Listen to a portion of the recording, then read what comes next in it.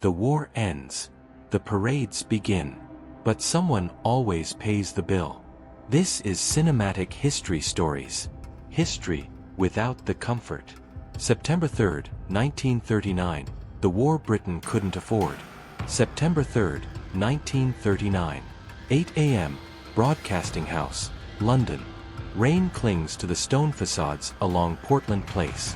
Inside a small radio studio, microphones hum with electricity and tension. Prime Minister Neville Chamberlain's voice breaks across the empire. This country is at war with Germany. In homes from Manchester to Melbourne, from Cairo to Calcutta, people freeze mid-breath.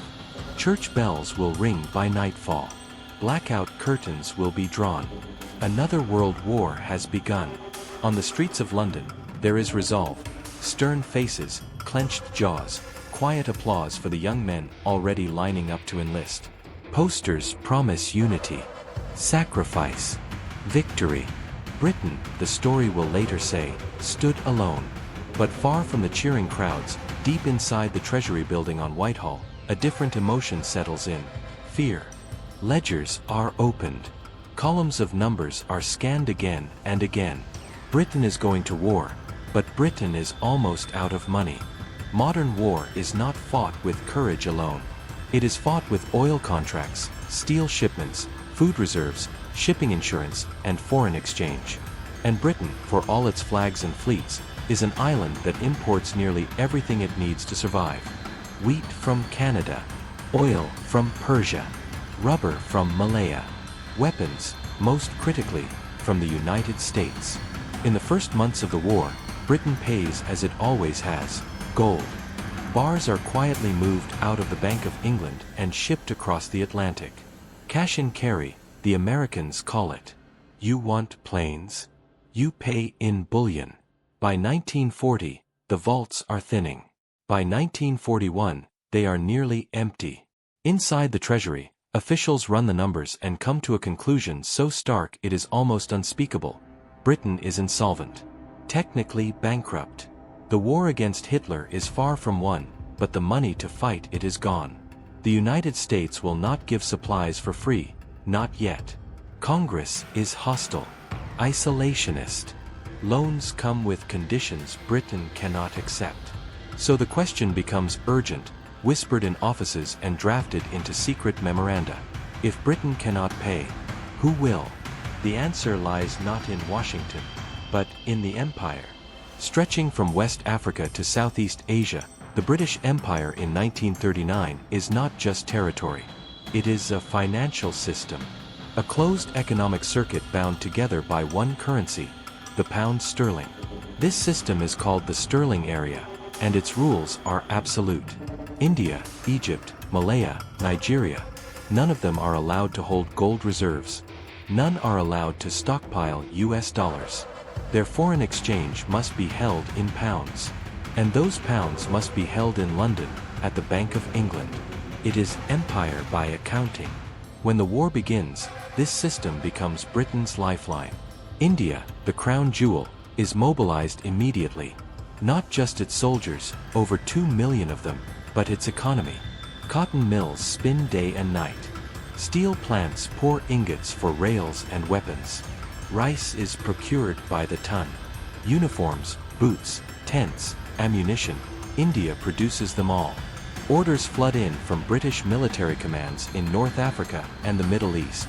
On paper, these are purchases, contracts, transactions. On the ground, they are something else entirely. Here is how it works. A British general needs rice for troops stationed in Iraq. The order goes to Delhi. The government of India instructs local agents to procure the grain. Indian farmers are paid in rupees. The rice is shipped out. Real food, leaving Indian soil. But Britain does not send money back. No gold. No dollars. No shipment of sterling notes. Instead, a clerk in London makes a simple entry in a ledger. India's account at the Bank of England is credited with pounds sterling. An IOU. On paper, it looks respectable. Even generous. India is earning money. Accumulating reserves. Becoming technically, a creditor nation. But there is a clause, never announced publicly, never debated democratically. The sterling balances are blocked. India cannot withdraw them, cannot convert them, cannot use them to buy machinery from America, cannot exchange them for gold. The money exists only as numbers in a London vault. Britain has found its solution.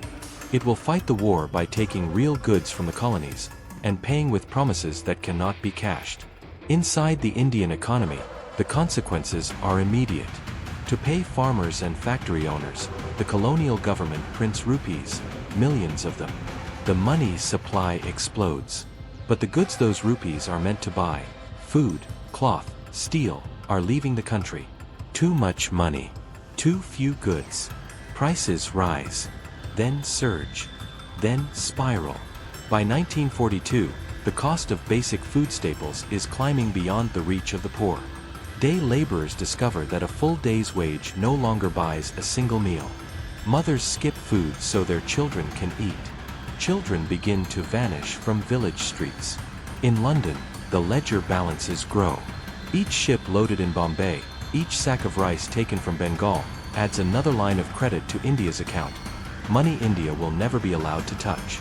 This is not chaos. It is design. At the center of it sits a man with a fountain pen and a brilliant mind. John Maynard Keynes, advisor to the British Treasury. He understands precisely what this system does. In private correspondence, he calls it what it is: a forced transfer of value. A way to reduce consumption in India so Britain can survive. The war against fascism will be paid for by inflation in the colonies. And nowhere will the cost be higher than in Bengal. As 1943 approaches, the rice bowls of eastern India are emptying. Prices are exploding. British procurement officers continue buying, exporting, stockpiling. The famine is coming. And the Bank of England's ledgers are still open. March 1943. Bengal Presidency, British India. The air hangs heavy over the rice fields, thick with heat and dread. The harvest has come and gone, but the granaries are locked. Prices chalked on market boards change by the hour. A sack of rice that cost 1 rupee last year now costs 10, then 20. Men who once carried grain now sell their cooking pots. Women tear bangles from their wrists to barter for a handful of husks. There is food in Bengal. Warehouses are not empty. Barges move along the rivers. But the food is no longer priced for peasants, it is priced for an empire at war. British procurement officers, clipboards in hand, move through the countryside backed by colonial police. They buy rice at inflated prices, using freshly printed rupees, and ship it out. Some goes to British troops in the Middle East. Some is stockpiled, just in case. None of it is meant for the starving villages it is taken from. In Kolkata, then Calcutta, the streets begin to change. Bodies appear along the sidewalks near Howrah Bridge. Skeletal figures sit motionless outside bakeries that sell nothing they can afford. Dogs circle the dead before municipal carts arrive at dawn. Hospitals overflow. Relief kitchens are overwhelmed. And still the prices rise. This is not a natural disaster. It is not drought. It is not a failed harvest. It is inflation, manufactured, weaponized, and exported. Inside the colonial administration, the warnings are clear. Lord Linlithgow, the Viceroy of India, sends urgent cables to London. He describes an economy buckling under war finance. He warns that India is being pushed beyond endurance, that the forced extraction of food and goods is breaking the social fabric. The replies, when they come, are cold. Britain is fighting for survival. Germany must be defeated. Resources must be found. In London, Winston Churchill's war cabinet debates shipping priorities. Grain ships are diverted away from India. Requests for emergency imports are denied. When aides mention famine, Churchill dismisses them with a sneer. If food is so scarce, he asks, why hasn't Gandhi died yet? To Churchill, India's suffering is unfortunate, but secondary. The empire exists to serve the metropole. And right now, the metropole needs everything it can extract. By the summer of 1943, Bengal is collapsing. 3 million people will die before the famine burns itself out. Not in a single catastrophe, but in a slow erasure, one empty stomach at a time. Children waste away in their mother's arms. Entire villages hollow out. The railways carry soldiers and supplies while starving refugees cling to the platforms. And all the while, the sterling balances rise. Every transaction that strips Bengal of rice adds pounds to India's frozen account in London. The ledger grows fat as the countryside dies. It is one of the most grotesque images in modern economic history. Wealth accumulating in the Bank of England that is quite literally built on starvation. British officials know this. Treasury economists run the numbers. They understand that India is financing the war, not voluntarily, but through inflation and deprivation. Keynes himself acknowledges it in private memos. The empire is extracting purchasing power from the poorest people on earth to feed British soldiers and stabilize British prices. The war, as fought on the battlefield, is heroic. The war, as fought in the balance sheets, is merciless. By 1944, the tide of the conflict has turned. Allied forces land in Normandy. American factories churn out planes and tanks in numbers Britain could never match. Lend-Lease finally eases the pressure on London's finances. But the damage has been done. India's sterling balances now stand at roughly £1.3 billion, an astronomical sum. Egypt, Iraq, and other colonies hold hundreds of millions more. Altogether, Britain owes its empire over £3 billion, a debt larger than Britain's entire pre-war GDP. On paper, Britain is a debtor nation. In reality, it holds all the power. The balances are blocked. The terms are unilateral. The rules were written by Britain, and Britain has no intention of changing them. When the war ends in Europe in May 1945, crowds flood Trafalgar Square. Flags wave. Victory bells ring. The story Britain tells itself is triumphant. Sacrifice rewarded, tyranny defeated. But behind the celebrations lies a reckoning no one wants to face. The empire has paid for the war. And now it wants its money back. In Delhi, nationalist leaders watch the celebrations with grim calculation. Jawaharlal Nehru understands the moment.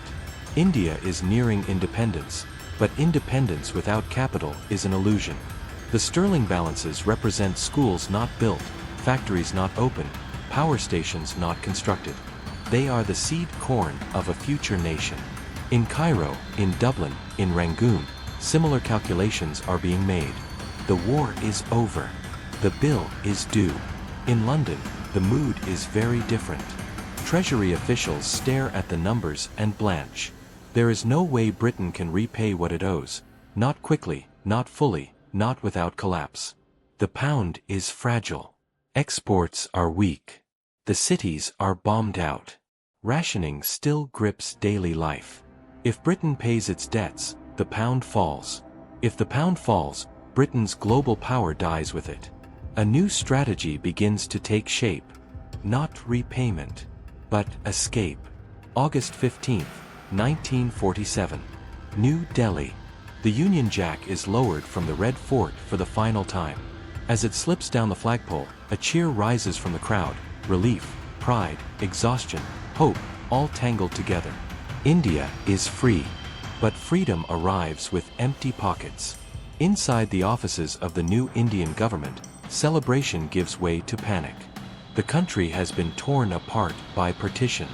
Millions are displaced. Industry is primitive. Infrastructure is skeletal. The new Prime Minister, Jawaharlal Nehru, knows exactly what India needs: foreign exchange, dollars, machinery, power plants, steel mills, dams, universities. And on paper, India has the money. More than £1.3 billion earned during the war, paid for with Indian labor, Indian food, Indian lives, still sits in London, inside the vaults of the Bank of England. So Indian delegations travel west. They arrive in London with spreadsheets, legal arguments, and moral certainty. They expect negotiations. They expect repayment. What they encounter instead is delay. British officials are courteous, polite, sympathetic.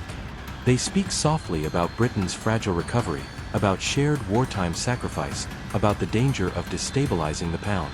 They explain, patiently, that India cannot withdraw its own money freely. Not yet. Perhaps later. Only in small amounts. The balances, Britain insists, must remain blocked. This is the trap. India is allowed to draw only a thin annual trickle from its own savings, just enough to pay for essentials, never enough to transform the economy.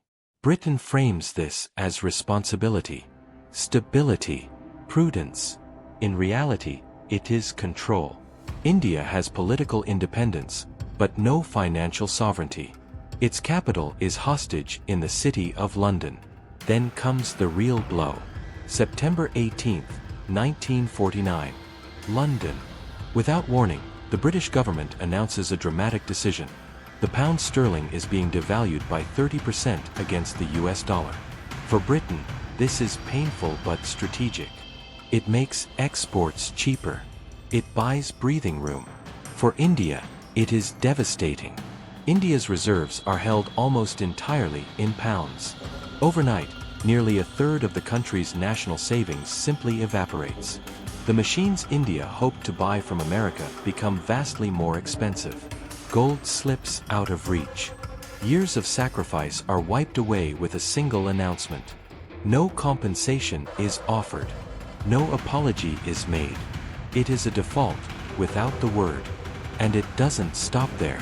Through the 1950s, Britain pays almost no real interest on the sterling balances. Inflation quietly eats away at their value year after year. The longer the money sits in London, the less it is worth. Britain does not repay the debt, it waits for it to rot. Meanwhile, the blocked balances serve a crucial purpose. They prop up the pound. They guarantee demand for British currency.